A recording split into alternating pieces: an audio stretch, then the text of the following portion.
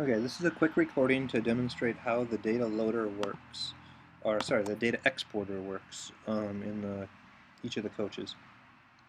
So if I select a coaching project, then under the staff view, there is a data exporter staff task.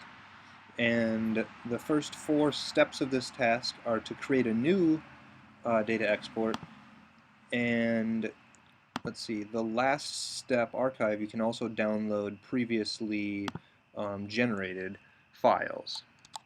So the process of doing step 1, step 2, and step 3 is to generate a new file which will appear on this list. So let's see, there's 3 tables in the database that you might want to extract from. Elog will be the log data.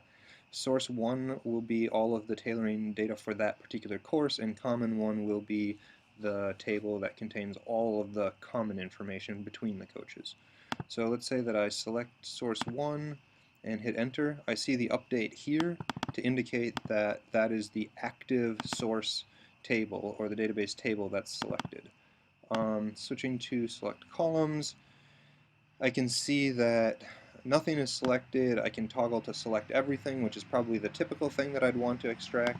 I would give this a name for the download. So I'm creating a download, which means I'm creating a combination of a table selection and column selections, and giving this thing a name, and I'm giving it a separator. I might want to put something besides commas in there, but for now I'll leave it as a comma.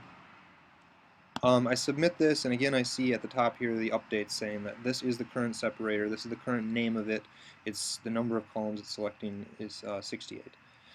So when I go to create file and I click submit, I can read this to remind me, but when I click submit, it's going to create that file and add it to the list that I can download from. And so now there's download number 2 is the ID of the download. It created this file 2test.csv. So if I click on that file, I can download it, rename it if I want, replace the existing file, and now if I switch over to look at that file and reload, I can see this this is the file that I just downloaded. There's 2 entries in it, and these are all the headers. Get rid of the headers, whatever.